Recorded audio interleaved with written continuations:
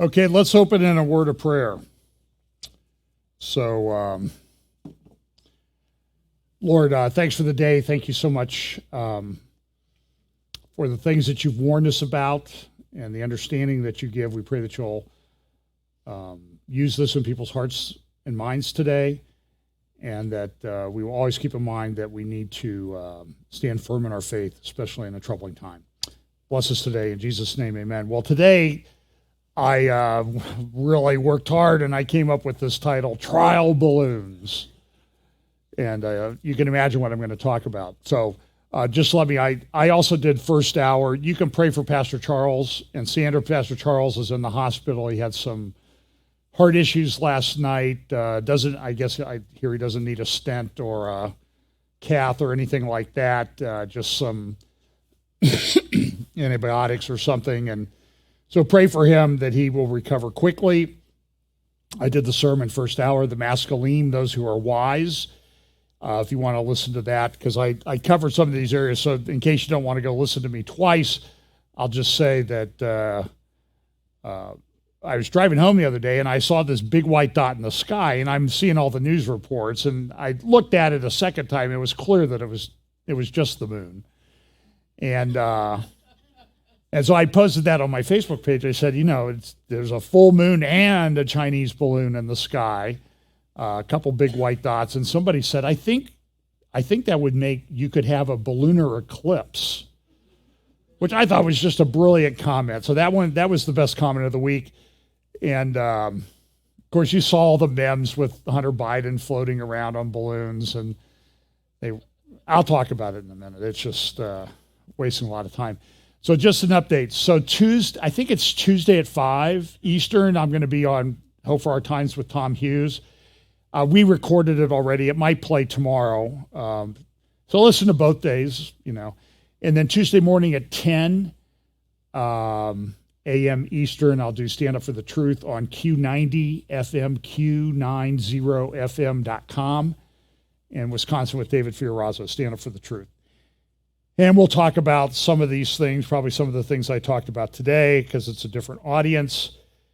But it is a very strange world. So I have a thing that somebody shared with me, and I thought it was pretty good.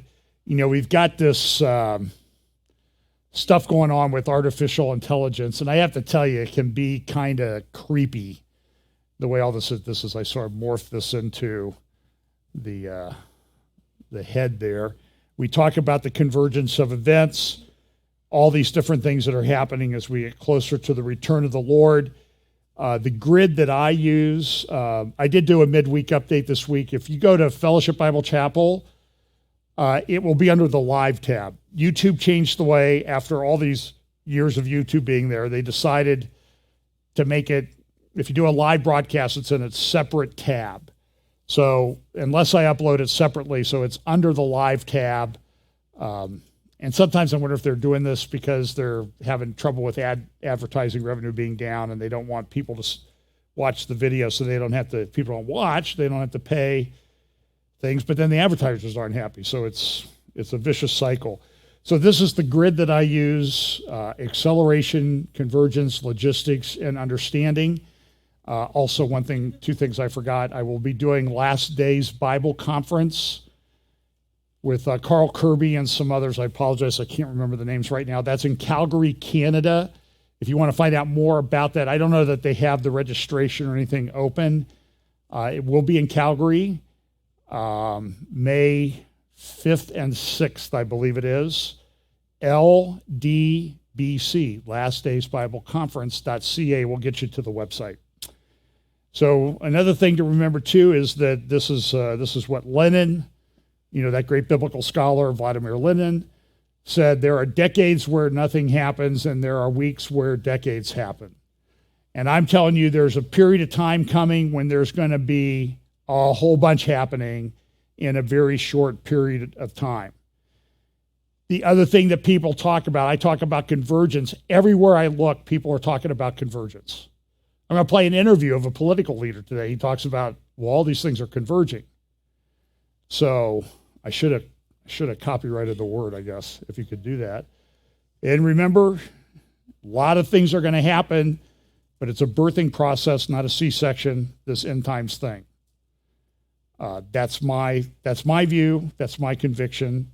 And then again, I talked a lot about this first hour about this verse in Daniel 12, verses 8, 9, and 10, about Daniel. And I heard, but I understood not. Daniel didn't understand. Then said I, "Oh, my Lord, what shall be the end of these things?" And he said, "Go thy way, Daniel, for the words are closed up and sealed till the time of the end. Many shall be purified and made white and tried, but the wicked shall do wickedly, and none of the wicked shall understand, but the wise shall be understand." And that was the point of the first hour sermon. We want you to be one of the wise. That's our goal. That should be all of our goals that happen. Now, I don't have a picture for it, but there are these symbolic things that happen. There are things that happen that appear in our culture that are clearly occult, clearly satanic. I'm thinking of, I remember Pam and I years ago, we were in Ontario, California, and we went to see one of the Marvel movies, Captain America Winter Soldier. I remember because I had watched it being filmed when I was in Cleveland. They actually filmed that in downtown Cleveland, making you think that it was New York. And I had to stand in the courthouse once for like 45 minutes while they finished a scene. So I wanted to see, well, what does it, I can see that they got a lot of stuff out there, but it doesn't seem to really fit together. And the way they do the camera angles and everything is very amazing. But the other thing that's amazing is that the stories, though, look at the progression of what's happened. The Marvel series started off with Iron Man. I can make a suit and make myself into something. And then with Captain America, it was an injection and made him into something else. And there's a very heavy occult theme, and I think it carries through to the transgender thing. So this week, and I apologize for not having, I forgot to grab a picture of it, there was a gold statue put in New York City. Have you seen the picture of this thing? It's clearly satanic. So if you want to hear a good commentary on that, I'm going to refer you to someone. And when I do that, by referring that to them, or if I happen to appear someplace with them, it does not mean that I endorse everything that they say or their view or their approach. But I have no doubt that this man is a brother. His name is Doug Wilson. He's a pastor, I think, in Moscow, Idaho. But he's sort of Christian Reconstructionist, and he's very good. And he talked about this thing is, this statue is satanic. And what are we going to do with it? And so he referenced the passages where that was talked about. And I thought, I'm just going to read the passages because it's a great story. And it talks about Josiah and the mess that he had to clean up after King Manasseh, who, by the way, near the end of his life repented. But I think he was the longest serving king in the either the northern or southern kingdoms, the divided kingdom of Israel. He was in Judah. And I think he reigned like 55 years or something like that. A long time, and he was really bad. But what happened was so bad, God just said, I'm going to judge you anyway. Because I can't tolerate this. So in 1 Kings chapter 11, it sort of talks a little bit about this. And the interesting thing is these passages are spread over a long period of time. So when you go to Israel, so for example, you'll go to Shiloh, and you'll see where the tabernacle stood. And then somebody will tell you, well, they put the tabernacle there after the conquest, and it was there for almost 400 years. When I was there last month, we went to Hebron, my friend Brian Schrager and I, and we walked down these old steps out to the Tel. The steps were the steps that used to go up to the city gate. And you start reading the stuff there. These steps are like 4,000 4,500 to 4,700 years old. And you think, man, we don't have anything in America. I mean, we have mountains and some things that are that old, but no buildings or anything. These are probably the oldest staircase ever found in archaeological excavations anywhere. But then you start realizing that when Abraham came to Hebron and went to the city, he probably walked up these steps. And they were 800 years old when he used them. Amazing. So this story starts with King Solomon. Excuse me.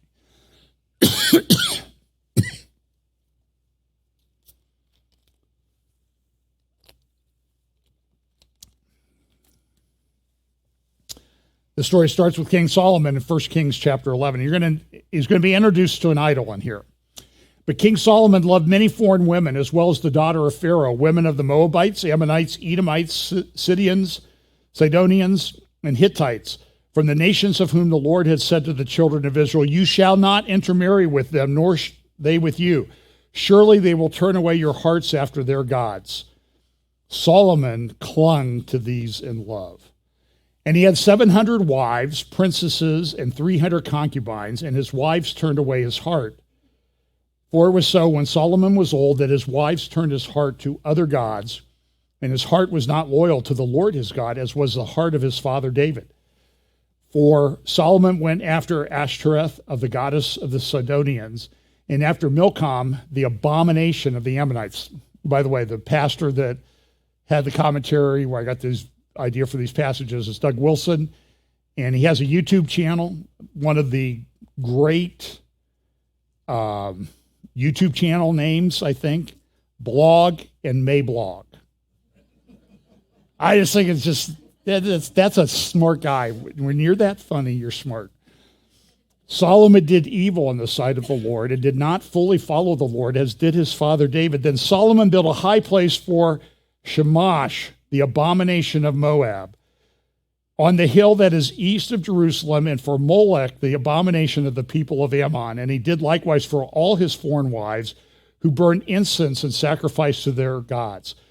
So the name of the god was Shamash. This appears to be the representation of this statue they put up in New York. 1 Kings 11:9.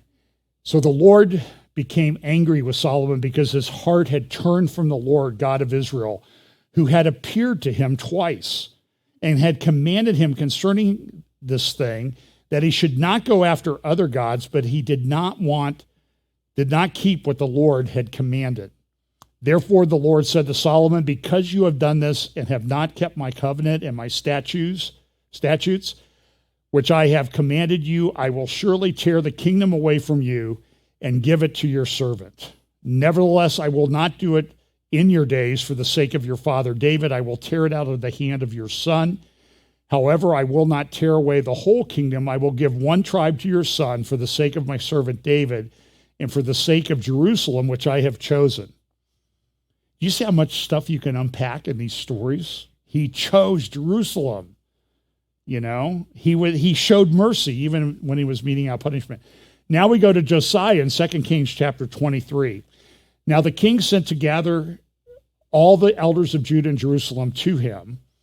The king went up to the house of the Lord with all the men of Judah and with all the inhabitants of Jerusalem, the priests and the prophets and all the people, both small and great.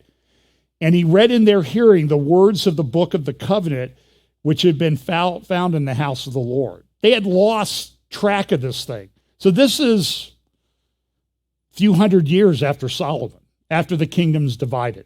And then we know from the northern kingdom, I've done a teaching a number of times on Ezekiel chapter 23, the two whore sisters of Oholibah and Oholibah. And they were, one represented the northern kingdom, one represented the southern kingdom, and it likens them to prostitutes. And don't blame me for that. That's Ezekiel. You take it up with him when you see Ezekiel in the kingdom, that he used that imagery, because it shows it's exactly what happened. They were prostituting themselves with these gods of the people around them. And part of it was because they lost the book. This precious book that they had Unlike anything any other people have ever had, they did it. And look, God gave us these stories so we would have examples, so we don't do that. That says that in 1 Corinthians. 2 Kings 23, verse 3, then the king stood by a pillar and made a covenant before the Lord to follow the Lord and to keep his commandments and his testimonies and his statutes with all his heart and all his soul, to perform the words of this covenant that were written in this book. And all the people took a stand for the covenant. And the king commanded Hilkiah, the high priest, the priest of the second order, and the doorkeepers to bring out of the temple of the Lord all the articles that were made for Baal, for Asherah, and all the host of heaven. And he burned them outside Jerusalem in the fields of Kidron and carried their ashes to Bethel. Bethel was where Jeroboam had set up one of the golden calves. He set one in Bethel and he set one in Dan. So people didn't have to travel too far. He was the first seeker-sensitive pastor, I guess, if you would say. He made it easy for them. Then he removed the idolatrous priests from whom the kings of Judah had ordained to burn incense on the high places of the cities of Judah and in the places all around Jerusalem, and those who burned incense to Baal, to the sun, to the moon, to the constellations, and to all the hosts of heaven. And if you want to read that was a long-standing problem. I mean, Ezekiel is going to write about his experience going back to the temple, and you can read that in Ezekiel chapter 8, where he talks about the abominations that were happening, and the abominations were happening because they were led by the leaders of the people. That's how bad it was. And he brought out the wooden image from the house of the Lord to the brook Kidron outside Jerusalem, burned it at the brook Kidron, and ground it to ashes, and threw its ashes on the graves of the common people. Then he tore down the ritual booths of the perverted persons that were in the house of the Lord, in the temple, where the woman wove hangings for the wooden image. Ezekiel talks about that in Ezekiel chapter 8. And he brought all the priests from the cities of Judah and defiled the high places where the priests had burned incense from Geba to Beersheba. Also, he broke down the high places at the gates, which were at the entrance of the gate of Joshua, the governor of the city, which were left to the left of the city gate. Nevertheless, the priests of the high places did not come up to the altar of the Lord in Jerusalem, but they ate unleavened bread among their brethren. And he defiled Topheth, which is in the valley of the son of Hinnon, that no man might make his son or his daughter pass through the fire to Molech. What was happening then is happening, and it's going to result in terrible judgment. I believe it's a picture that's going on in the world before the Lord returns. They're sacrificing their kids to convenience. Then he removed the horses that the kings of Judah had dedicated to the sun at the entrance of the house of the Lord by the chamber of Nathan-Melech, the officer who was in the court, and he burned the chariots of the sun with fire. And if I recall correctly, they've actually discovered a seal in Jerusalem with this guy's name on it, Nathan-Melech. Then the altars which were of the roof, the upper chamber of Ahaz, which the kings of Judah had made, and the altars which Manasseh had made in the two courts of the house of the Lord, the king broke down and pulverized there and threw their dust in the brook Kidron. Then the king defiled the high places that were east of Jerusalem, which were on the south of the Mount of Corruption. If I recall correctly, south of the old city now, there's a thing. It's called the Hill of Evil Counsel. Beautiful view of the city of David and the Temple Mount. It's where the UN has its headquarters in Jerusalem. How fitting. I think God has a sense of humor on this. Which Solomon, king of Israel, had built for Ashereth, and the abomination of the Sidonians, and for Chemosh, the abomination of the Moabites, and for Milcom, the abomination of the people of Ammon. And he broke in pieces the sacred pillars and cut down the wooden images. You kind of get the picture that he's going through and he's getting rid of all of this junk because it's an abomination. And filled their places with the bones of men. Moreover, the altar that was at Bethel, in the high place which Jeroboam, the son of Nebat, who made Israel sin, had made, both that altar and the high place he broke down, and he burned the high place and crushed it to powder and burned the wooden image. So this thing had been like this false place of worship at Bethel. You can go there today. I've been there to see where it used to be. It was a holy place that he had defiled. It's where Jacob had his dream. It's where Abraham built an altar. And Jeroboam, the king of the northern kingdom, comes along and he defiles it. He erects an idol there. And Josiah turned, he saw the tombs that were on the mountain, and he sent and took the bones out of the tombs and burned them on the altar and defiled it according to the word of the Lord, which the man of God proclaimed, who proclaimed these words. And he said, "What gravestone is this that I see?" So the men of the city told him, "It is the tomb of the man of God who came from Judah and proclaimed these things which you have done against the altar of Bethel." And he said, "Let him alone, let no one move his bones." So they let the bones alone with the bones of the prophet who came from Samaria. And it goes on and it talks about, and Josiah is not done. Took away all the shrines of the high places that were in the cities of Samaria, which the kings of Israel had made to provoke the Lord to anger. The kingdom of Israel, Samaria, that's gone. I mean, it's already been judged by this time. And he did to them according to all the deeds that he had done in Bethel. He executed all the priests of the high places who were there on the altars and burned men's bone of them. And he returned to Jerusalem. And the king commanded all the people, saying, "Keep the Passover to the Lord your God, as it is written in this book of the covenant." Such a Passover surely had never been held since the days of the judges who judged Israel, nor in all the days of the kings of Israel and the kings of Judah. Oof.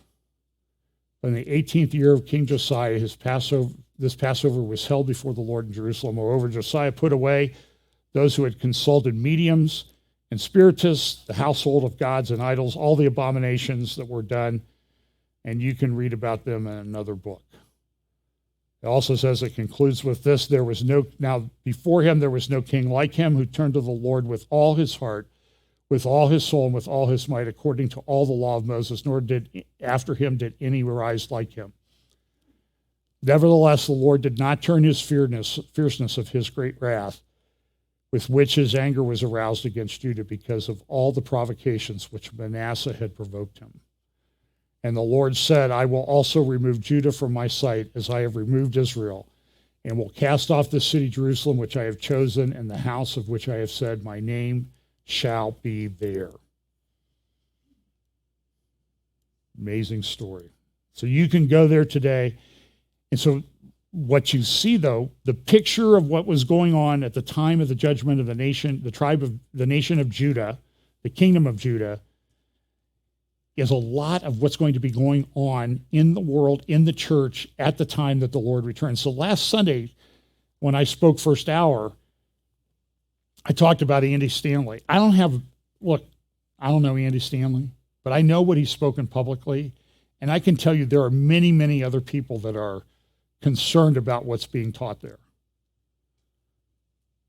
They have a pastor lady on staff who recommends a gay organization for counseling. That's pretty well documented. I could go on and on and on. And I'm saying, might be successful, might have things, but judgment day is coming when God's going to pour out his wrath. And it's going to be on the nations, and God may judge America. Do we deserve it? Put a statue like this on a public government building in our biggest city? God's patient, but I don't know that we should be testing that. So let's talk about some of the things that are going on. We talk a lot about, I could go on and on and on about artificial intelligence and that type of thing. I did do a midweek update this week. Personally, I didn't think it was very good. That's just my personal opinion, because when I sat down, I had so many things going through my mind. I mean, you have no idea. And I some things weren't working right, and I got distracted. So if it's not good, I apologize. It's the amount of information and stuff that I think is in stories I think that are prophetically relevant and that sort of thing is just, it's mind-blowing right at the moment. So here's one. This is what's coming. So this is a story from the Mail on Sunday. What did it say? Army spied on critics. This is in the UK. By the way, there are great Christian pastors in the UK, in Canada and elsewhere. Pray for them. Pray for them.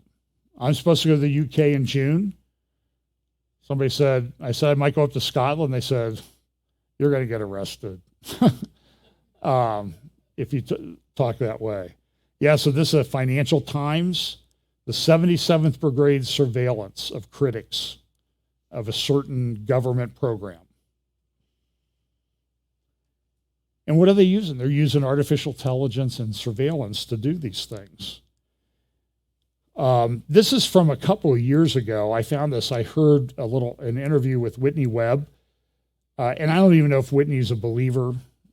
I think I heard her on Glenn Beck this week, and she was talking about the Wellcome Trust, which is a big medical charitable organization in the UK, maybe one of the biggest in the world. And now they have a program, a $45 million program that they're gathering funds for. It's called Leap Forward. And you see here, you can see under it says promoting healthy brain networks. I'm very concerned where this is going. This is for kids. Look at the proposal. Welcome Leap program, the first 1,000 days promoting healthy brain networks.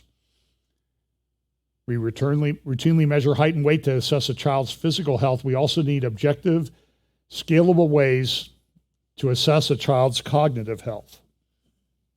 Now, look, parents and teachers have been doing this for a long time. But now what do they want to do? They want to use artificial intelligence and devices to measure this stuff. Why now? Program goals. Look at what it says. This is from 2021. This has been out there.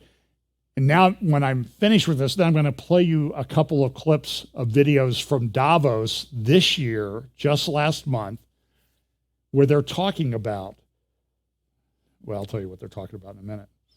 Finally, the proliferation of low-cost mobile sensors, wearables, and home-based systems are providing a new opportunity to assess the influence and dependency of the brain development on natural, physical, and social interactions.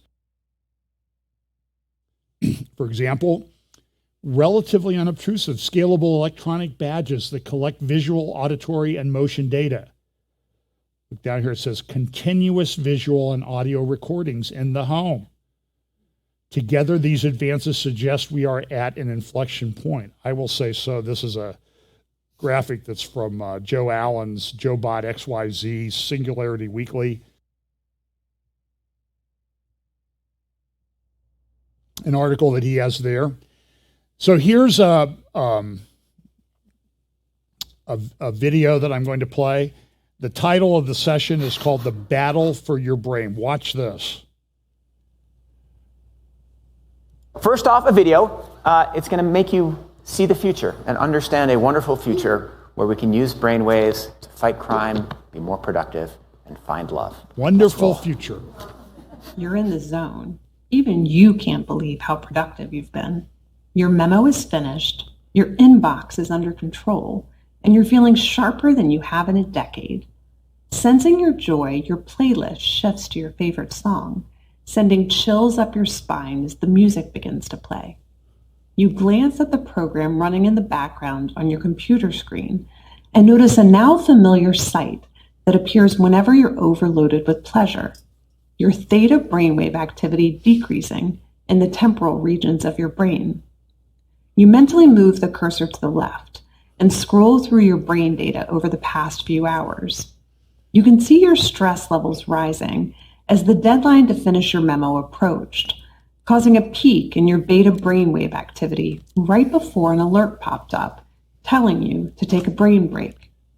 But what's that unusual change in your brain activity when you're asleep? It started earlier in the month.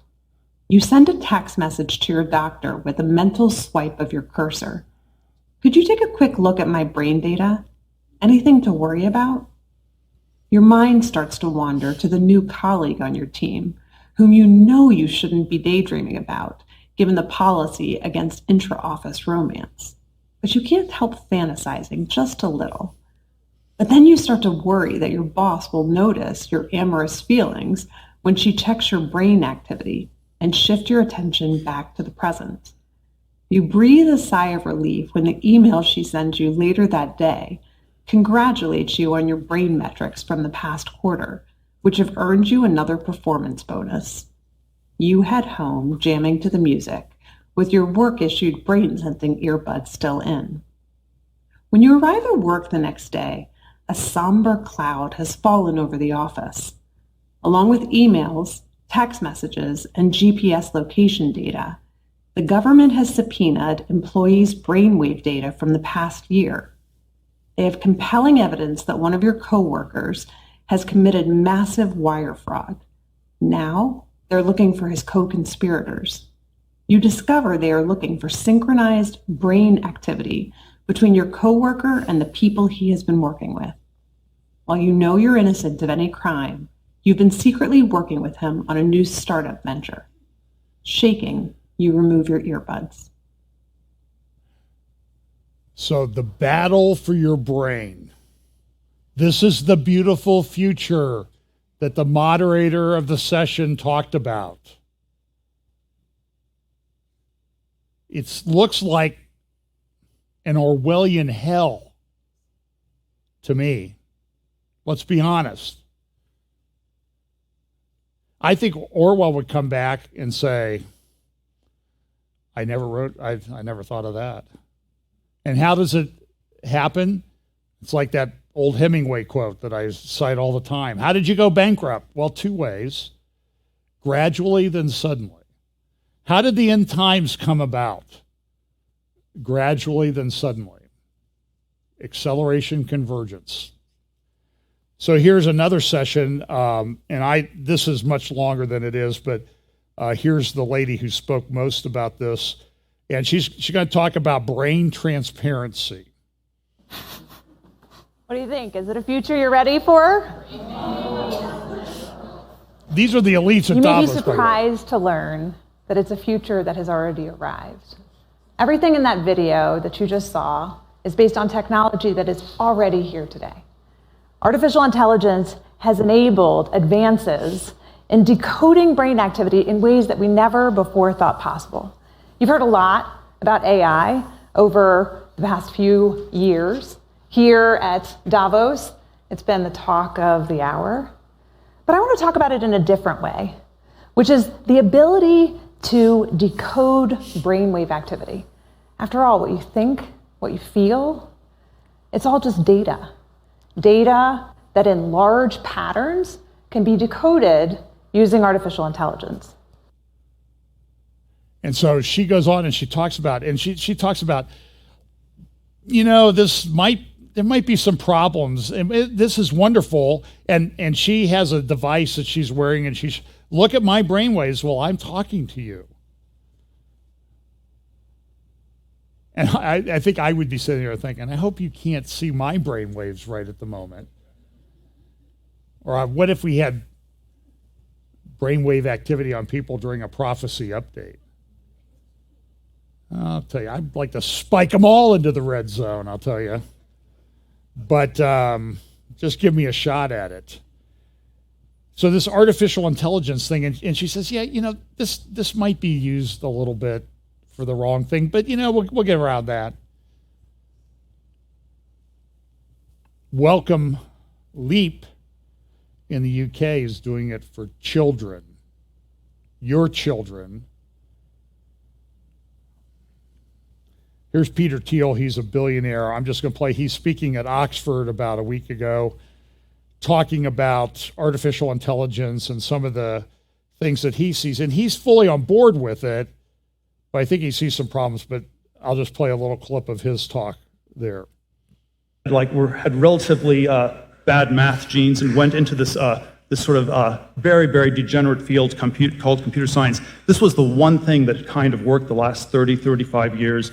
And we had, some sort of progress around this world of bits, computers, internet, mobile internet, maybe AI, although I really dislike that word.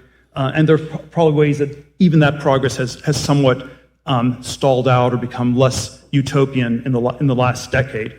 But for the last 40 or 50 years, outside the world of bits, it has been a story of general stagnation, and then not just in the fields, not just in terms of no big breakthroughs, but of course also if we try to measure it economically, we have this very odd situation in the UK or the US where for the first time in decades and centuries beyond count, the younger generation has lower economic expectations than their parents, and this just very oddly doesn't fit with the sort of Kurzweilian, Panglossian accelerationism. The singularity's near, and all you need to do is sit back and eat some popcorn and watch the movie The Future unfold. So there's something about the stagnation problem that runs quite deep, seems to be quite multifaceted. I sort of tend to date it back to something like the early 70s, the oil shocks, the inflation,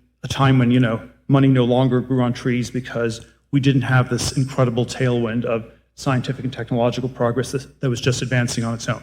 Some way to get back to the future where it's not dystopian, not Luddite, not accelerating simply towards Armageddon, but also certainly not just the totalitarian lockdown. Is this partly why the stagnation you talked about scares you? Because you feel like stagnation in technological advancement in universities in the West will directly lead to the downfall of American and Western supremacy? I think it's bad for the West, but I think even if there was no immediate external thing, I think it will derange our societies. If you have no growth, then everything becomes a zero-sum racket where there has to be a loser for every winner, and I'm not sure that necessarily gets you to socialist redistribution, but it probably gets you to something very different from the kind of society we've had the last few years. So we've had this general stagnation, and somehow we've kept going by some kind of inertia. But if it just stops, yeah. So he's talking about he wants to get it moving back, wants to get it accelerating again. And he acknowledges in this talk, there's some problems, but this is what's going to happen. It's unstoppable. And at this point, it's sort of like when we talk about the Bible prophecy and acceleration and convergence.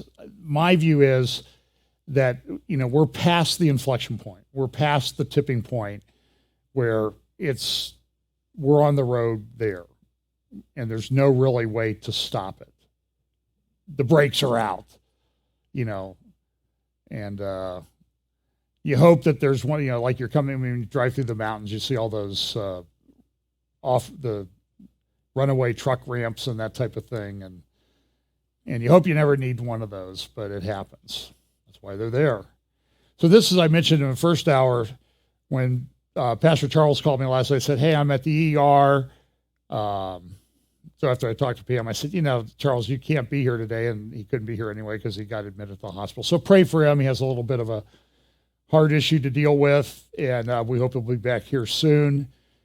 But I was thinking about it. I ran across this video from Unbelievable, Faith Explored. It's a Christian site, and I don't know their orientation or anything. I don't even know their statement of faith. They seem to be thinking persons, but they had this article up, and it said, should Christians be concerned about the rapid advances in artificial intelligence by Sarah Johnson? And so it talks about artificial intelligence. It talks about ethical dilemmas posed by AI. One of the main concerns about AI is its potential to be used for malicious purposes, such as in military or surveillance applications. It is important for Christians to consider the moral implications of these uses of AI and to advocate for responsible development and use of the technology. And that always reminds me of something like that, like Pippa Malmgren speaking at the World Government Summit in Dubai last year. She was talking about digital currencies are coming, man. And we need a digital Bill of Rights. I can tell you this. I've looked through almost all the sessions of Davos, at least the descriptions. I did not see a session on developing a digital Bill of Rights for people in the world. Never came up. That's concerning. Because I don't think it will. And we're at this tipping point. So the interesting thing is, so when Charles said he couldn't do this morning and I didn't have anything prepared, I thought, hey, I'll just log on to ChatGPT and tell it, give me in the style of something in the intellectual style of Spurgeon, and that, you know, with somebody else's stage presence, and ha ha ha, right? And Pam goes, "You're not really going to do that, are you?" I didn't believe that you'd really think ChatGPT is this stupid, really. But what you find out as you read this article, about 1,500 words, you get to the end of the article, say, now you've read to the end, here's the truth. This article was not written by a person called Sarah Johnson. And in fact, it was not written by a human being at all, but by artificial intelligence. They typed a short thing into ChatGPT. The description, write me an article about whether Christians should be concerned about the rapid advancements in artificial intelligence. Make it approximately 1,500 words long and include one quote from a famous Christian and a quote from a famous atheist. Also include a Bible verse for reassuring Christians about the uncertainties of AI. Give it a catchy title. And it did it like 10 seconds. And then they said, did this fool you? Did you believe that Sarah Johnson actually wrote this? So this is a guy named John Wyatt, who was interviewed on this podcast by this guy and a female host. And he's a Christian thinker, and he's not against artificial intelligence, but I just want you to hear a couple things that he has to say about it. This is from, I don't know, a week or two ago. Taking over. When it comes to some of the key players, you know, Elon Musk is obviously a name lots of people associate with the advance of technology and so on. He's almost a perfect character to star in some James Bond film, isn't he? As a super villain taking over the world with his AI and his space rockets. But to what extent has sci-fi, do you think, kind of played into this whole revolution that we're now sort of living through? Yeah, my conviction is science fiction is far more important than most people realize. And actually, to be honest, if you really want to understand what is going on, including from a Christian, you need to read sci-fi. Because what's so interesting is that all the other technological revolutions that happen, things like, the age of steam and the development of electricity and all these kind of things, the technology comes first, and then the novelists come along and write novels about it. So Charles Dickens writes about the age of steam and the Industrial Revolution and so on. What's unique about this one is that for 100 years, people have been writing and speculating about artificial intelligence, and particularly a lot of dystopian fiction about the machines battling against human beings, and also utopian worlds where the robots do everything and the human beings have nothing to do but enjoy themselves. And most of the people who work in this field, the scientists and technologists, are themselves science fiction nerds. And Elon Musk is a classic example, and he has spoken about this repeatedly, that actually he's trying to make the science fiction come true. Interestingly, it's really, I think, Christians who do have a much deeper and a more profound understanding that evil is a real phenomenon, but it's not the supreme phenomenon. It's not, the power of God, the power of goodness is greater than evil. But at the same time, we've got to respect evil. We've got to take it seriously. We've got to recognize that evil can sort of emerge out of neutral technology. And I think the greatest thing we should be concerned of is not so much about evil robots or terminators.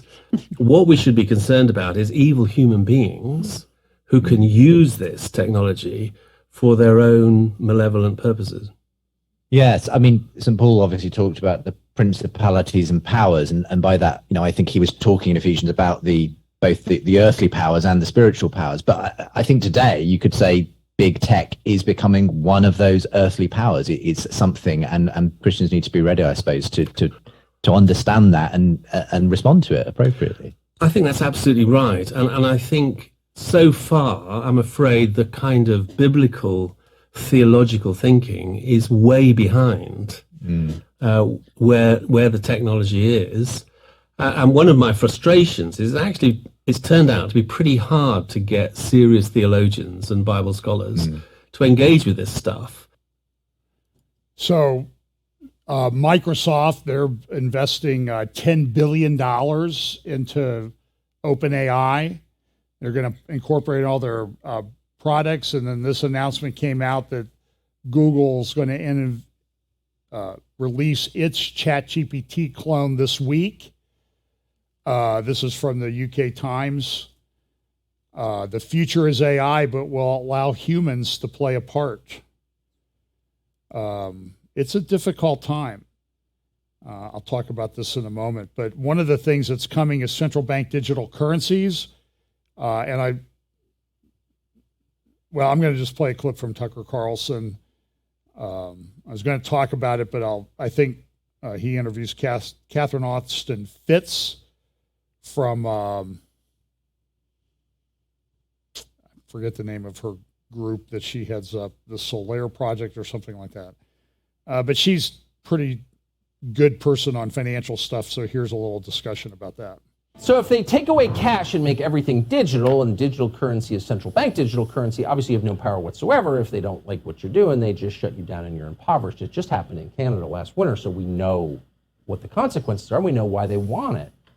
So that couldn't happen, right? Well, we may live to see the day that it does happen, and here's the latest sign that it may be happening. The number of banks and ATM machines in this country are in steep decline. Far fewer than there were just a few years ago. And in some countries like Australia, they're going away at high speed. So this is not something that anyone voted on. This is something that they're just doing, whether you like it or not. So you can say we have cash, but if you can't get cash, then do you really have cash?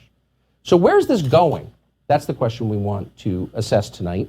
And we're going to with Catherine Austin Fitz, who has been monitoring this. She founded the Solari Report. She's also the Assistant Secretary of Housing and Urban Development, and we're happy to have her. Catherine, thanks for coming on. So I think if you put this up to a vote nationally, most people would say, no, I may not use cash, but I'd like to have cash, because if there's no cash, then I have no control over my life. But it seems like this could be a way to affect the same outcome without a vote. So, Tucker, the one of the bedrocks of freedom is freedom to do financial transactions, including privately, or freedom to do where you want to do and wherever you want to do. And unfortunately, as the financial system has become more and more digital, you see more and more not only invasive surveillance, but more and more controls. You referred to Canada, perfect example. And the reality, as the financial system gets more controlling and more invasive, it's a little bit like bringing up a corral around us. And CBDCs, central bank digital currencies, and vaccine passports or digital IDs are sort of the last shutting of the gate. It's hard for many people to imagine the risks here because we're so used to living with financial transaction freedom. And we don't understand that when this gate closes on us, we literally will be sitting in a system where the central banks believe that our assets belong to them, and they can dictate where we can spend money and what we can spend money on. The important thing to understand is central bank digital currencies are not currencies. It's a financial transaction control grid, and it gives the ability for the central bankers, and they've said this publicly, the ability to not only set the rules centrally, but enforce the rules centrally. If you don't behave, you can have your money turned off. You know, you keep hearing people on television say cash is for criminals. Why would you need cash if you're not doing something bad? Why are so few financial journalists pointing out that actually if cash goes away, so does any power you might have had over your own life? Well, I find a lot more journalists are beginning to understand and are beginning to not only write about this and talk about this, but do documentaries. We just had a new documentary done here out of the Netherlands called State of Control, which does a great job of explaining the invasive nature of this control grid. I think it's very hard for people who've grown up and enjoyed Western liberty and human liberty to imagine literally that we're going into a system where literally our homes, our cars, our communities become digital concentration camps. So if you've enjoyed liberty, it's very hard to perceive this iceberg before you hit it. And that's why it's so important, and I commend you for talking about CBDCs, because we need to not let the propaganda persuade us that, one, this is convenient, or two, that we need this, or three, we need to understand not only the dangers of CBDCs, but the opportunities if we start to reverse financial tyranny. We've seen the financial system engineered using the federal credit to increase inequality and centralize political and economic control, and it's shrinking our wealth and it's shrinking our economy. We have debt growing and central control growing much faster than the GDP. That can be reversed. So the opportunity of rejecting financial tyranny and financial transaction control is so important. And all over the United States, there are great state legislatures working on legislation and passing legislation to protect our right to use cash, increasingly talking about state bullion depositories, state sovereign banks. There are many people doing this, and if you look at what they're doing, when it succeeds, it can really reinvigorate our economy. And so don't forget the opportunity of rejecting this. So one of the areas that they want to control is in the power grids. This is a very interesting article at City Journal in their winter issue called "The State's Power Down. Ambitious renewables mandates by local governments are eroding the electric grid's reliability with alarming consequences." Look at one of the quotes from here. Even as these delays worsen, they talk about the fact they're not building energy plants. Oh, they're building all this solar stuff, but a lot of the solar things and wind things, they're just not happening. And they don't have 24/7 power, and you need 24/7 power because you want to know when you turn on the light that the light goes on because there's electricity. But if the wind's not blowing and the sun's not shining, you got a problem. And batteries aren't going to solve it. There's not enough battery capacity in the world to solve it. So even as these delays worsen, the article says, the energy plants that supply America with most of its current power, especially fossil fuel and nuclear generators, are closing faster than anticipated. As states passed green energy mandates, utilities move rapidly to shut some traditional plants because of perceived regulatory hostility. Energy firms feared that the long-term investment needed to maintain generators would mean big losses if regulators forced their closure before the cost could be recouped. This rapid decommissioning, together with the strain on worldwide energy supplies from the Ukraine war, is already hurting American consumers. I was listening to somebody that lived in California. They used to have a $125 gas bill. They got their gas bill last year was $125. They got the same gas bill this year, $500. 1 month. It's happening all over the place. They're burning more fossil fuels, wood and coal and stuff in England. It's like they did in the times of Dickens. Remember those kind of not so great novels?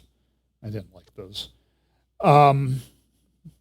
Today, climate radicals publish kids' books depicting an apocalyptic future if humanity doesn't decarbonize rapidly, but consumers face a more imminent crisis. The power grid is one of humanity's greatest achievements, helping to boost prosperity and cut mortality rates. Now those benefits are at risk. It is. We also have this water problem, and this is, I haven't had time to go into the food issues that I still think are coming.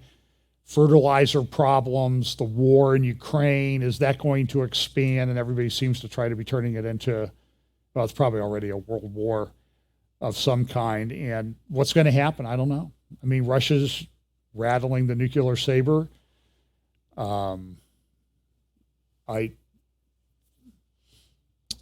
I personally don't, look, as soon as I say something negative about Russia, I get this, oh, you're pro-Ukrainian. I'm like, no, I'm not really in favor of either side in this, including our politicians.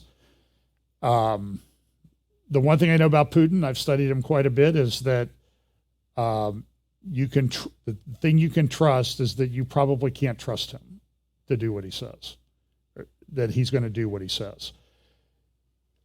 On the good side, there's a check in my spirit about it, and it could be very bad for the United States. So you need to prepare. But this is another one, Colorado River. This is from the Financial Times, talking about the fact that they have this compact to use the Colorado River water. On the west side of Phoenix, there's a town called Buckeye, and they're talking about building hundreds of thousands of homes out there. And now they're like, we don't know if we can build them because we don't have water. And so they were supposed to meet and come up to an agreement, Colorado, New Mexico, Utah, Arizona, Nevada, and California, and I think Wyoming. And they said, guess what? We haven't agreed on anything. So now there's water wars literally starting in the United States. So at Davos, I have 4 clips. I'm going to exercise mercy and only play one. This was a big deal at Davos, though. Here's Anthony Guterres, and you can imagine what he's talking about. We need cooperation, yet we face fragmentation. And I'm not here to sugarcoat the scale of that challenge or the sorry state of our world. We can't confront problems unless we look them squarely in the eye. And we are looking into the eye of a Category 5 hurricane. Our world is plagued by a perfect storm on a number of fronts. Start with the short term, a global economic crisis. The outlook, as we all know, is bleak. Many parts of the world face recession, and the entire world faces a slowdown. And we see deepening inequalities and the rapidly unfolding cost of living crisis affecting women and girls the most.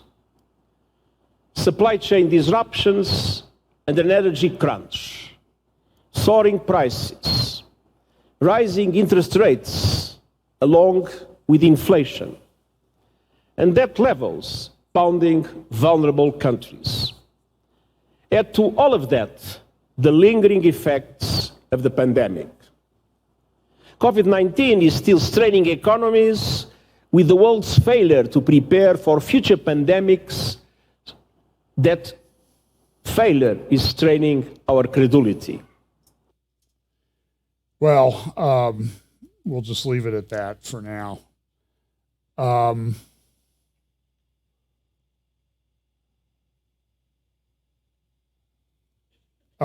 So they talked about the climate crisis. So there's a guy named Skidmore in the UK. He came out with this giant report. It's like 380 pages long. I was reading through it this morning. I was leafing through it this morning. I was hitting page forward through it this morning. Net zero is economic opportunity of the 21st century. And so here's the editorial, though, in the Financial Times about it. Conservatives are forced to face net zero. It will be a good thing. Our energy companies, now BP has kind of come out and said, you know what, we're not doing this wind thing. This is ridiculous. We're going back, we're doing oil and gas. Chevron, they're so scared, they're buying back stock, $75 billion worth of stock instead of investing it in the future. Why? Because they don't think they're going to get a return on it with the lunatics in charge. So look at a couple quotes from this article from the Financial Times. The world is facing 2 industrial revolutions, one powered by artificial intelligence, the other by clean energy. Their shape and terms will be set by the world's 3 power blocks, the US, China, and the EU. Joe Biden's Inflation Reduction Act, with its $369 billion of subsidies for green technologies, has fundamentally altered the net zero landscape. The EU is set to respond initially with an easing of tax credit rules. And the EU is really upset with the US because we're dumping so much money into these subsidies. They're saying, we can't compete with this. It's okay. We'll sell you liquefied natural gas for 4 times the price. And our gas and oil companies are going to make a fortune. Sorry about that. Guess you shouldn't have got on the wrong side of Russia. but we'll help you out, you know. Now, there's always this hope that Israeli gas is going to come in, but that's years away, in my opinion. They have it, but they can't get it there yet. This report makes numerous recommendations talking about Skidmar's report, including on solar power and phasing out gas boilers. You're going to hear this all the time. So you saw what happened in the U.S. Somebody came out and said, we got to get rid of gas stoves and gas. The subtext was, we're going to get your gas furnace too. And some of us love gas. We have gas. I love gas. And now the Department of Energy, so we're not really doing that. We're just talking about it. Well, now the Department of Energy is coming out with actual regulations to do it. You know how the one thing is it's trial balloons. They float this idea out there. Everybody reacts to it. We'll stop it. And here comes the other group in to do their mission. So here's this Mission Zero review, and they talk about how, the costs are going to go down, and, solar and wind are going to come up, and everything's going to be wonderful. One guy who is evaluating this, the guy who wrote this particular article at Carbon Brief, he said, new net zero review by Skidmore finds they're going to save 400 to 6,000 pounds cumulatively by 2050. Utopia is coming. Why? Because electric vehicles are cheaper to run. But I was reading the Epic Times, and they had a big article, probably Thursday or Friday, saying, they're kind of evaluating how much it costs to operate a gas vehicle and how much it costs to operate a electric vehicle now that, utility bills are going up. And it's really costing a lot more to have the electric vehicle. Oops. That's okay. You're not going to own it anyway. We'll rent it to you. So they have all these charts in here about extraction of clean energy, but you'll see that a lot of it comes from China. Cobalt, look at how much of cobalt, third line down, comes from Congo.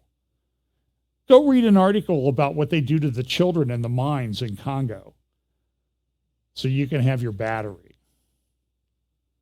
It's pretty shocking. It's pretty shocking. And they talk about wind's going to be great. And then look at this, the growth. Okay, so if you want to see a exponential curve, so we have logarithmic graphs, they kind of go up gradually in sort of same units. Exponential is when it just boom. Local authority, climate emergency declarations, and climate action plan. Proportion of councils who have declared a climate emergency. In the UK, almost 90%. From 0% in 2017. Who's winning the argument? So they're talking about 20-minute cities, then 15, then 10, and NEOM. I'll have an update on that soon. That's a 5-minute city. Well, you don't need to go anywhere. Yeah, look, the walls on each side of you, they're 1,500 feet high. Where are you going to go anyway? And you go outside, and the city reflects the landscape, so you can't even see the city anyway. It's invisible. So just stay here. We'll take care of you. What's to worry? The grocery store is 5 minutes away. And they have all, the plant-based and manufactured grown food, meat that you want.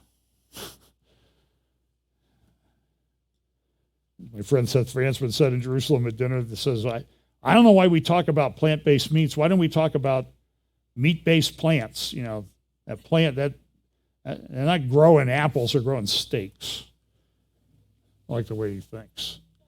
This is an interesting article, Ukraine 2030. There again is that 2030. The Doctrine of Sustainable Development. This is a big publication about how they're going to do it. And then I found this video. I just want you to watch this video. It's a couple minutes long about Ukraine 2030. I tried to play this the other night, but I couldn't hear the sound, so I shut it down. Громадяни України, сьогодні вранці президент Путін оголосив проведення спеціальної Let's look 8 years ahead. 2030. The history of the new Ukraine is studied all over the globe. Why? Because Ukraine became the most digital and convenient country in the world. Scripts have replaced bureaucrats. 500,000 former public servants are successfully integrated in the new economy. No more red tape, but paperless. No more banknotes, but cashless. Yes, we became the first country to abandon paper money. Ukraine now has the best tax system for the IT industry and the most affordable e-residency. Thanks to Ukrainian engineers and programmers, the R&D centers of the world's top technology companies operate successfully, and Ukraine ranks first in the world by the number of startups per capita. Ukrainian courts are guided by artificial intelligence, and all notarial acts take place online. Ukrainian customs is fully automatic and the fastest in the world. Customs clearance and car registration can now be done in 3 clicks from your smartphone. Because of war and internal migration, we have built the most flexible and modern digital education.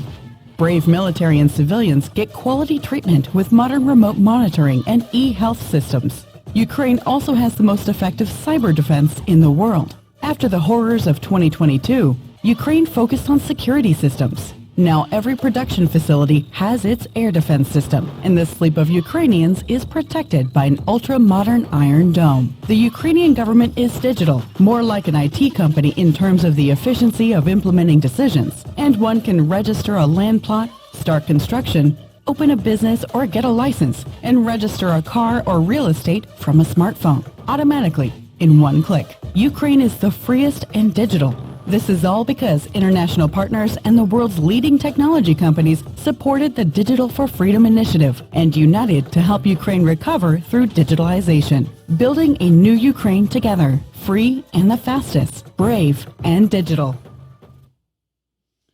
Okay, so maybe there's more going on there than we know about. You think?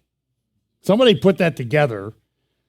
It sounds like somebody's planning on making some money off of this. So back to this article. Now, I already said that. Yes. So this is kind of an interesting story. This kind of shows the lawless nature of our country. So for months, for 2 years, that's not his laptop. It's made up. It's Russian information. They made up all those thousands of emails and all the headers and digital information. Give me a break. So now what are they doing? They're going after people in court saying they misused Hunter Biden's information. So now it is his laptop. This is corruption on an epic scale. I saw an interview with John Eastman, they're trying to disbar him over J6. Unbelievable.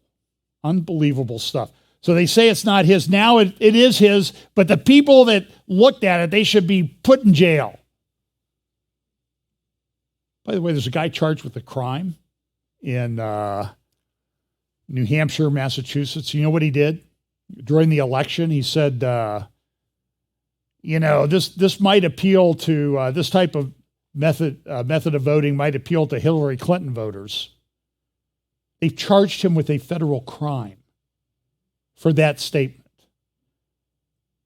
because, he's interfering with their civil rights. Oh, really? Like Jack Phillips, who's under stress again, the baker out in Colorado, who we met a couple of years ago. Great guy. So I'll just mention a little bit about this. Pop this balloon on the Post and tracking it. And now, it's not really a balloon. It's a false flag. It's not Chinese. China says it is, but it's really not. Tony Blinken was supposed to go to China. He called it off.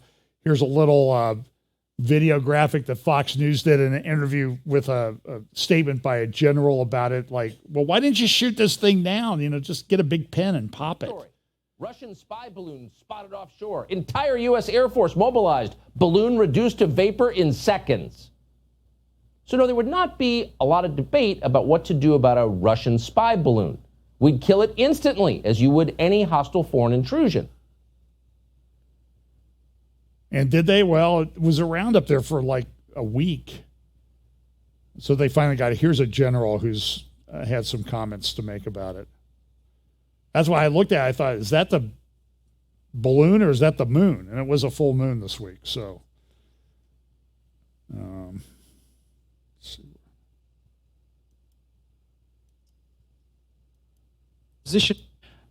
Position of the balloon classified? Phil, right now, what we're not going to do is get into a hour-by-hour location of the balloon. Again, we're monitoring it closely. As I mentioned, right now, it's over the center of the continental United States. That's about as specific as I'm going to get. But I understand it might be inconvenient, but does the public not have a right to know if the public certainly has the ability to look up in the sky and see where the balloon is. You said that this is violating our airspace, so why not take it down?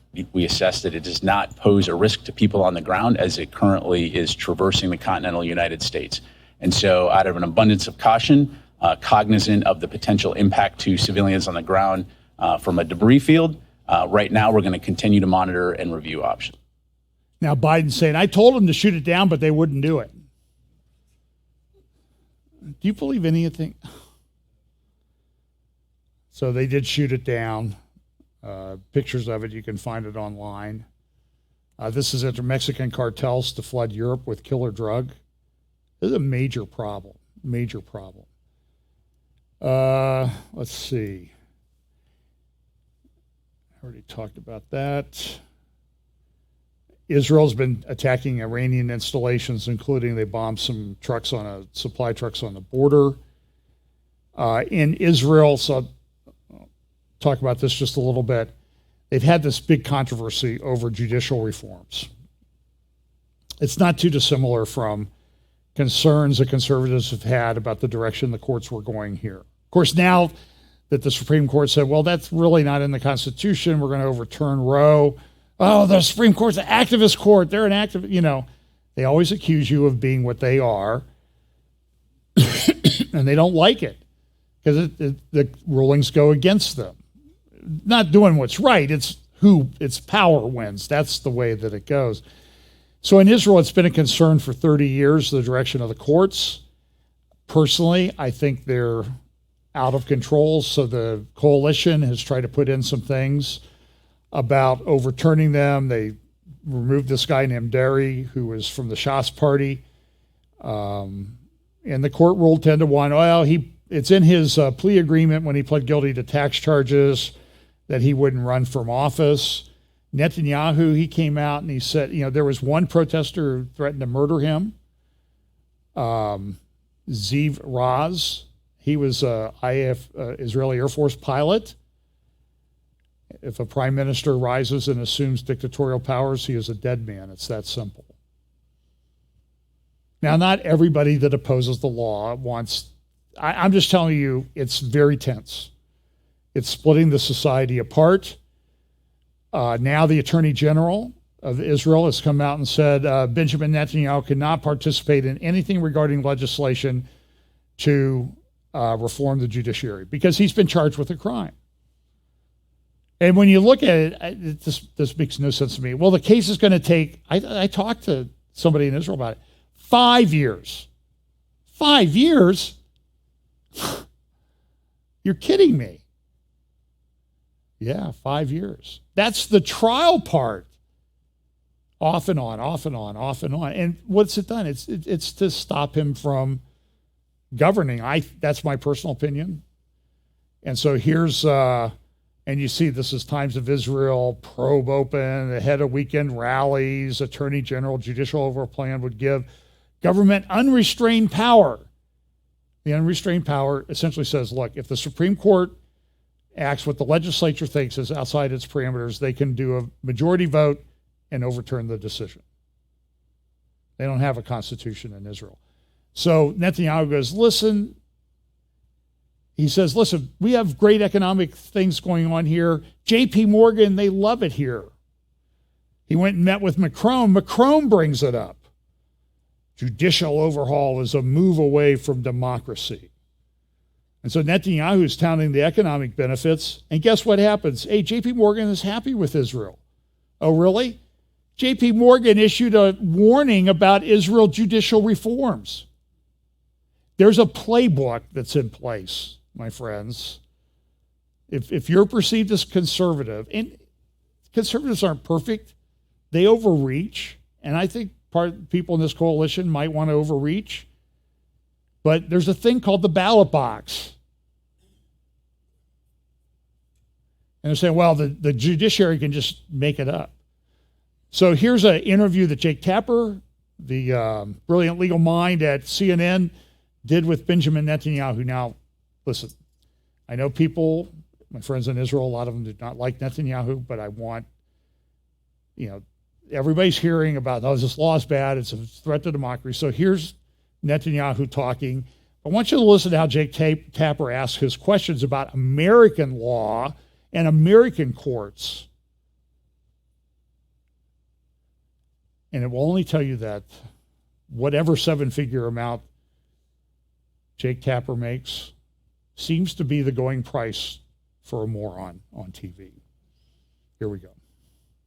Because we are now in a period, President Biden likes to say, I think you do as well, of a challenge of democracy versus autocracy.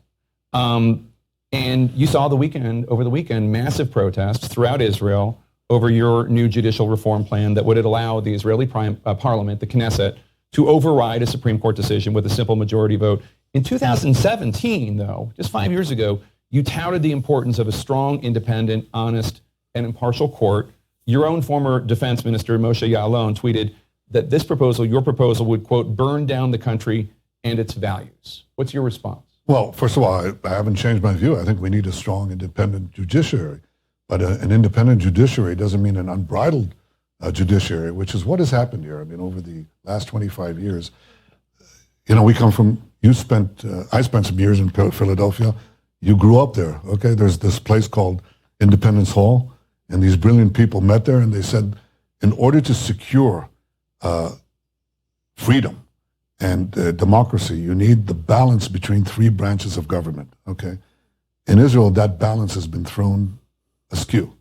And you have one branch, huge branch, a tree trunk, the judiciary, basically overcoming and arrogating to itself the powers of the legislative and the government. But with a simple majority vote to overturn a Supreme Court decision, I mean, that seems pretty outrageous. We've seen lots of people, and you've heard from the governor of the Bank of Israel, lots of serious business leaders, lots of people. You're so proud, and rightly so, of the economy that you have helped build in Israel. And a lot of these same people are expressing concern to you publicly and privately about what this means. Well, I think they should look at the provisions of this reform.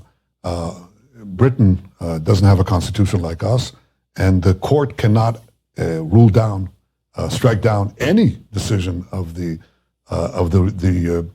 British Parliament. But it means you and your party right now could override anything. No, wait. That the Supreme Court rules. There are checks and balances on that proposal. But a simple majority vote in the Knesset. Well, there's something that could be discussed, but let me tell you, and it will be, if the other side deigns to... You are willing to slow it down? You're willing to... I'm willing to hear counter offers. I call for them. But here's the other thing. Okay, so you are willing to slow it down. But here's a country that has exactly this provision. It's called Canada.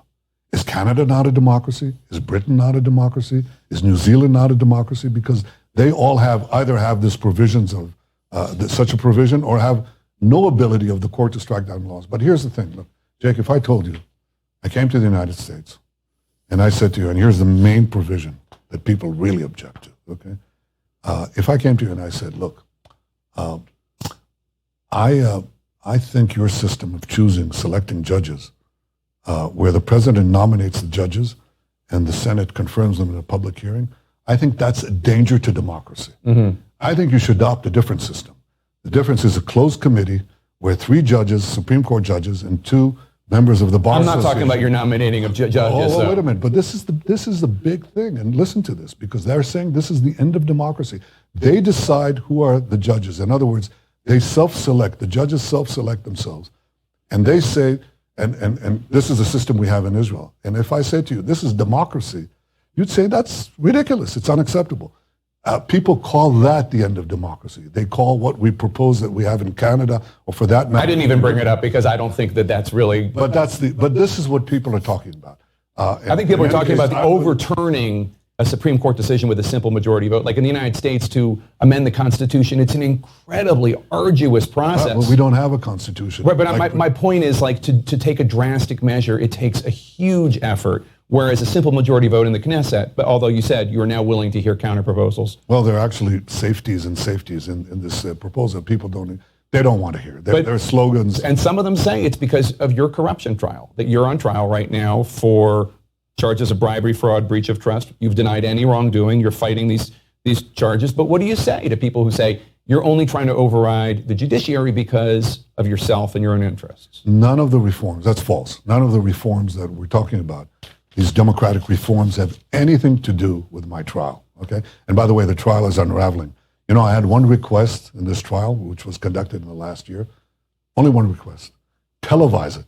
They refused. But enough of it came out.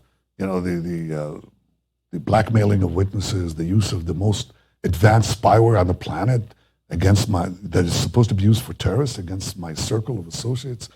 Terrible things that have happened. And as a result, the trial is unraveling. And what happened in the last elections is that the trial was barely mentioned. It was barely mentioned, right. Why? Because, you know, it's unraveling. But again, the reforms have nothing to do with these democratic reforms have nothing to do with my trial, but they have something to do with the fact that we've lost the balance between the three branches of government. In Israel today, it's not only that the judges are self-selecting, is that they can strike down cabinet appointments.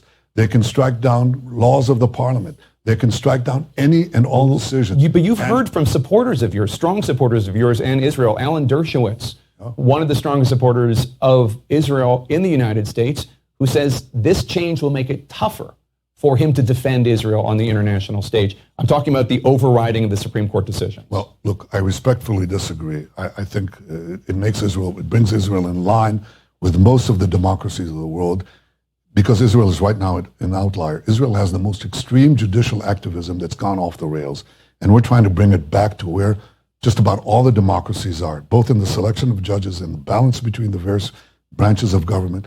It's gone haywire. And I think that correcting or restoring Israeli democracy will make the democracy stronger.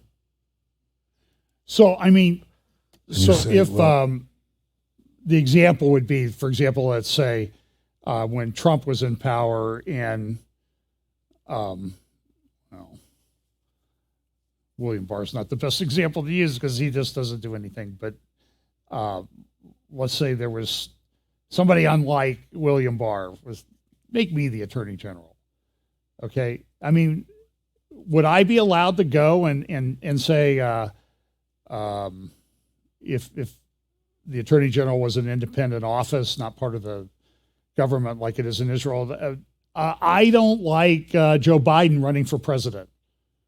Joe Biden is biased, and he shouldn't be considering this particular issue. He shouldn't be making a decision to shoot down that trial balloon. This is bad. So, I mean, Arab news, look, Israelis denounced Netanyahu. Look at what this one sign says at the protest.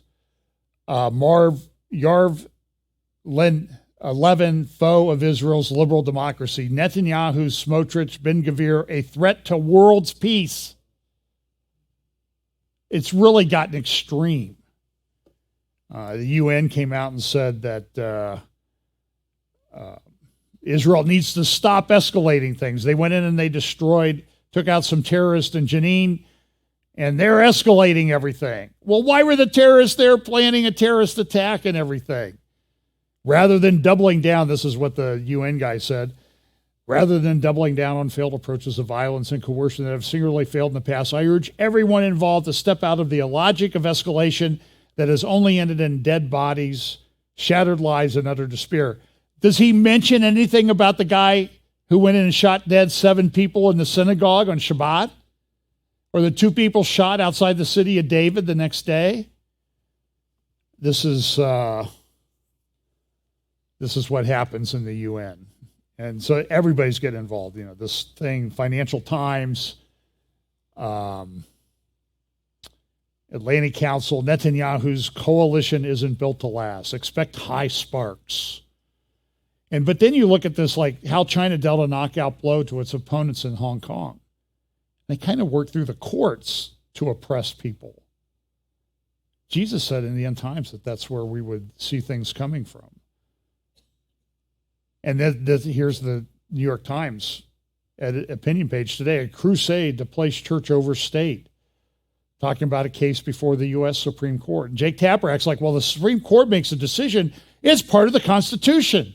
No, it's not, Jake. Where did you learn that? And you can see, well, I don't want to talk about that. Well, I don't want to talk about something I'm not prepared to get. It's not on my talking points list. Mr. Netanyahu, Mr. Prime Minister, please don't go there. Please, I'll look silly. Well, mission accomplished. Colorado appeals court rules against Baker in case over gender transition cake. He won in the Supreme Court, Jack Phillips did. The day the decision came down, this gender activist called him up to make a cake. And now it's coming. It's been like 5 or 6 years running through the courts. Now the Colorado appeals court says, you're liable.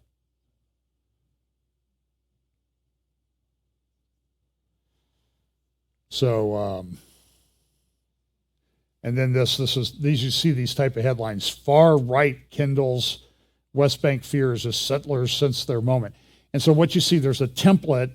They've applied it to people they're opposed to the current regime here in the United States. They're doing the same thing in Israel. They're running the playbook. They're doing it in other countries. At the same time this is going on, I will discuss this in a later update. Iran and Russia and Turkey are all getting together, and they're talking about historic meeting with Syria. And Turkey's becoming a big problem. In fact, Erdogan this week was talking about, Turkey, we need trilateral meetings as Russia, Turkey, Syria. We can even add Iran to it. Let Iran join as well. Well, seems like it kind of fits some scenarios that we talk a lot about. So, and then like this is the Lebanese Hezbollah paper, and they talk about Ben Gvir, and look at the victims of Ben Gvir. There's a big full-page thing in there. It's all his fault. And it's, they love the turmoil in Israel up there. So anyway, that'll be it. Again, Tuesday I'll be on Stand Up for the Truth at 10 a.m. Eastern. Also, either Monday or Tuesday, 5 p.m. Eastern, an interview I did with Tom Hughes at Hope for Our Times. And I think the 14th, I'm doing Serpents and Doves with Pablo, my friend Pablo. And I think next Sunday I also do something, 2 weeks from today, the Goslings on Sunday afternoon. But they usually put those up a week later. So anyway, a lot of stuff going on in the world. A lot of it very troubling, concerning. I think we're past the tipping point. And I would share the people who say, come quickly, Lord, because I don't like what I'm seeing. So let's pray. Lord, thanks for your word. Thanks for instructing us as to what we can expect. Give us the strength to stay faithful, stand firm in the faith, act like men. And whatever we do, Lord, give us the opportunity to act in such a way that it would glorify you and the work that you did for all of us, the gospel, with the work you did for us on the cross, and the fact that you're coming back. Help us to always keep that at the fore of our hearts and minds. Bless us this week in Jesus' name. Amen.